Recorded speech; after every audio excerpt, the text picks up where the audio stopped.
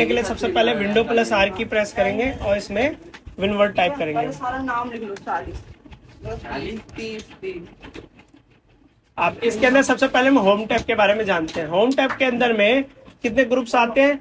वैसे नॉर्मल जो हम वर्क करते हैं वो 5 ग्रुप के अंतर्गत आते हैं। सबसे पहला क्लिपबोर्ड, दूसरा फ्रंट, तीसरा पैराग्राफ, चौथा स्टाइल, पांचवा एडिटिंग। आप इसमें हम सबसे पहले क्लिपबोर्ड ग्रुप के बारे में जानते हैं। क्लिपबोर्ड के अंदर कॉपी, कट, पेस्ट और फॉर्मेट पेंटर आता है, जिसका यूज मैं आपको करके दिखा रहा हूँ। सब प्रेस कर देंगे यहाँ पर और उसके ब्रैकेट ओपन और क्लोज कर देंगे, यहाँ पर एंटर दबा देंगे, हमारा एक पैराग्राफ बन के आ जाता है। अब इसके अंदर सबसे पहले हम कॉपी का यूज करके बता रहे हैं। कॉपी करने के लिए सबसे पहले किसी वर्ड को सिलेक्ट करना पड़ेगा हमें। सेलेक्ट करते हैं, उसके बाद यहाँ पे कॉपी का ऑप्शन चालू होता है। कॉपी का जिसका शॉर्टकट की भी ऑलरेडी दिखा रखा है आपको, Ctrl+C। कॉपी किया, नीचे आ जाओ, आप इसको यहाँ पे पेस्ट भी कर सकते हो। यहाँ पे नीचे आके पेस्ट पे क्लिक करोगे, यहाँ पे डाटा पेस्ट हो गया। तो समझ आया कॉपी कैसे करते हैं? पहले वर्ड को सिलेक्ट करना है, उसके बाद यहाँ कॉपी पे क्लिक करके बिना पेस्ट के आप उस डाटा को लगा सकते हो। कट का काम होता है एक जगह से दूसरी जगह लेके जाना। जैसे यहाँ से कट कर दिया, मुझे यहाँ पे पेस्ट करना, यहाँ पेस्ट कर दूंगा। कॉपी में क्या हो जाता है? डबल हो जाता है। बट कट में क्या एक स्थान से दूसरे स्थान ले जा सकते हैं, ठीक है, वो डबल नहीं होता। अब उसके बाद आता है फॉर्मेट पेंटर। फॉर्मेट पेंटर का काम होता है फॉर्मेट को कॉपी करना। जैसे कि यहाँ पे हम एक वर्ड में कलर चेंज कर देते हैं और उसकी राइटिंग का कलर कर देते हैं। यहाँ पर कलर कर दिया, यहाँ पर हाईलाइट कर दिया और कलर कर दिया। अब सेम मेरे को फॉर्मेट करना है सभी में, उसमें फॉर्मेट पेंटर के द्वारा उसके डाटा को कॉपी कर लेते हैं हम। अब जितने एरिया में हम इसको पेस्ट करेंगे उतने एरिया में डाटा सेम कलर में आएगा और सेम फॉर्मेट में आएगा। देखो आ गया, सेम कलर आया और सेम फॉर्मेट आ गया ना। ये फॉर्मेट पेंटर के थ्रू होता है, जो फॉर्मेट को कॉपी कर लेता है और जहाँ पे आप सेलेक्ट करते हो वो वर्ड पे पेस्ट हो जाता है उसका फॉर्मेट। अब क्लिपबोर्ड समझ आ गया। नेक्स्ट आता है हमारा फॉन्ट ग्रुप। फॉन्ट के अंदर में आते हैं हमारी जो फॉन्ट फैमिली कहते हैं, इसको फॉन्ट फैमिली एक प्रकार से कहते हैं। जो फॉन्ट से रिलेटेड, जो राइटिंग से रिलेटेड सारे डाटा इसके अंदर होते हैं। जैसे कि सबसे पहला आता है फॉन्ट। फॉन्ट का काम होता है राइटिंग वगैरह चेंज करना। जैसे देखो इसमें हम अपना राइटिंग वगैरह चेंज कर सकते हैं। देख रहे हो राइटिंग चेंज हो रहा है, इसके अंदर कर सकते हैं। फॉन्ट साइज से हम इसकी राइट साइज चेंज कर सकते हैं, ठीक है। जैसे यहाँ पे साइज इसका चेंज करना, साइज चेंज कर लो। उसके बाद आता है हमारे यहाँ पर इंक्रीज फॉन्ट। इसको कहते हैं इंक्रीज फॉन्ट साइज, इससे साइज बड़ा होता है। और ये हो गया डिस्क्रीज फॉन्ट साइज, इससे फॉन्ट का साइज छोटा होता है। इसको एक प्रकार से ग्रो फॉन्ट भी कहते हैं और श्रिंक फॉन्ट भी कहते हैं, ठीक है। इसको ग्रो फॉन्ट कहते हैं क्योंकि बढ़ता है और इसको श्रिंक फॉन्ट कहते हैं क्योंकि इससे साइज कम होता है। और उसके बाद आता है बोल्ड। इससे राइटिंग चेंज करते हैं। जैसे बोल्ड का यूज होता है, बी का मतलब होता है बोल्ड। बोल्ड का मतलब राइटिंग डार्क होता है। आई से इटैलिक हो जाता है, वर्ड टेढ़ा हो जाता है। और यू से अंडरलाइन लग जाता है। देख रहे हो ना, अगर डिजाइनेबल चाहिए, अलग अलग प्रकार का अंडरलाइन चाहिए, वो भी आप यहाँ से ऐड कर सकते हो, ठीक है। अब आ जाता है नेक्स्ट, यहाँ पे आता है स्टिक थ्रू। स्टिक थ्रू का काम होता है, देखते हो ना गवर्नमेंट सेक्टर में कई जगह पे अगर कोई रूल या किसी चीज को काटा जाता है तो उस लाइन को डिलीट नहीं किया जाता, वहां पे स्टिक थ्रू लगाया जाता है कि इस सेक्शन को, इस धारा को वहां से काटा जा रहा है। क्योंकि अगर डिलीट कर दिया जाएगा तो उस सेक्शन के बारे में, किसी चीज के बारे में पता कैसे लगेगा लोगों को? तो ऐसे लाइनिंग के थ्रू पता लगता है कि इसको यहाँ से हटाया गया है, ठीक है। अब आ जाता है यहाँ पे सबस्क्रिप्ट और सुपरस्क्रिप्ट के बारे में जानते हैं। सबस्क्रिप्ट और सुपरस्क्रिप्ट के लिए सबसे पहले हमें आ जाते हैं यहाँ पर, नीचे की तरफ दे रखा है ना यहाँ पे X2 नीचे की तरफ और X2 ऊपर की तरफ।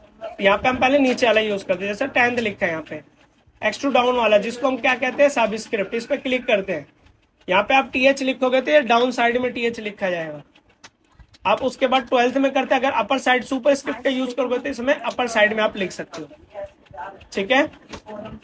समझ आ रहे हैं यहाँ तक? अब उसके बाद यहाँ पर आता है ये राइटिंग है, जिसको टेक्स्ट इफेक्ट कहते हैं। इससे हम टेक्स्ट को इफेक्ट दे सकते हो, मतलब अलग डिजाइन वगैरह अगर देना हो तो यहाँ से दे सकते हो। देख रहे हो डिजाइनेबल राइटिंग आ रहा है तो यहाँ से ऐड कर सकते हो। अगर तुम्हें वर्ड में हाईलाइट कलर करना है तो मैंने दिखाई दिया स्टार्टिंग में, तो यहाँ से कर सकते हो, ठीक है। यहाँ से कलर करना तो यहाँ से कर सकते हो। समझ आ गया यहाँ तक? अब उसके बाद आ जाता है हमारे यहाँ पर पैराग्राफ का। पैराग्राफ में सबसे पहले यहाँ पे हम नीचे आ जाते हैं। जैसे कि इस लाइन को हम करते हैं, इस लाइन में बुलेट्स ऐड करना तो यहाँ से तुम बुलेट्स ऐड कर सकते हो, ठीक है, जैसे ऐड हो गए। नंबर ऐड करना, यहाँ से तुम नंबर्स भी ऐड कर सकते हो बुलेट्स की जगह पर, या अल्फाबेट्स ऐड कर सकते हो, रोमन नंबर ऐड कर सकते हो, ठीक है। ये सब आप यहाँ से ऐड कर सकते हो बुलेट्स के थ्रू। एंटर करते जाओगे वो बुलेट्स आपका ऐड होते जाएगा, देख रहे हो, बुलेट्स ऐड होते जाएंगे। और नेक्स्ट काम होता है इसका एलिगेंट टेक्स्ट लेफ्ट, सेंटर और एलिगेंट टेक्स्ट राइट और जस्टिफाई, ठीक है। एलिगेंट टेक्स्ट लेफ्ट का काम होता है जैसे कि जो भी टेक्स्ट होता है हमारा, जैसे कि हम ये पैराग्राफ सेलेक्ट करते हैं, अब ये लेफ्ट में है तो लेफ्ट साइड में आ रहे सारे टेक्स्ट। एलिगेंट टेक्स्ट राइट पे क्लिक करेंगे तो राइट में सारे स्टार्ट हो जाएंगे टेक्स्ट। सेंटर करेंगे तो सेंटर में ज्यादा टेक्स्ट रहेगा। और जस्टिफाई का काम होता है दोनों तरफ इक्वल करके रखना, कहीं भी ज्यादा और कहीं भी कम नहीं करना, ठीक है। पैराग्राफ को यहाँ तक समझ आया। नेक्स्ट आता है यहाँ पे हमारा डिस्करेज इंडेंट। डिस्करेज इंडेंट का काम होता है पेज के साइज जो ये होता है ना, पहले हम ऐड कर देते हैं रूलर को, जिससे हमें पता लग जाएगा डिस्करेज इंडेंट का काम। जैसे इसका काम होता है डिस्करेज करना, मतलब यहाँ से ये जो साइज होता है ना ये ग्रो करता है। इंक्रेज में इधर से अंदर की तरफ करता है, जैसे देखो करके दिखाता हूँ। जैसे यहाँ से देखो इंक्रेज कर रहा है, अंदर की तरफ साइज जो पैराग्राफ का साइज होता है उसको छोटा कर देता है। डिस्करेज में पैराग्राफ का साइज बड़ा कर देता है। उसके बाद आते हैं हम स्पेसिंग में। इससे हमारा पेज के साइज का स्पेसिंग मेंटेन कर देता है, जो लाइन के स्पेस के साथ भी होता है, ठीक है। और उसके बाद यहाँ पे आ जाता है, इससे हम यहाँ पे कलर वगैरह कर सकते हैं। हमारा पूरा जो भी लाइन है पैराग्राफ वाला, उसमें इसके अंदर हम बॉर्डर वगैरह ऐड कर सकते हैं, जो बॉर्डर लगता है, ठीक है। इससे टेक्स्ट इफेक्ट, जैसे टेक्स्ट अभी यहाँ से स्टार्ट हो रहा है, हम इधर से भी स्टार्ट कर सकते हैं, समझ आ गया।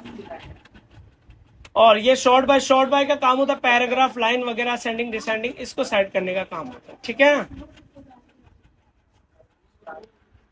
और उसके बाद आ जाता है स्टाइलिंग।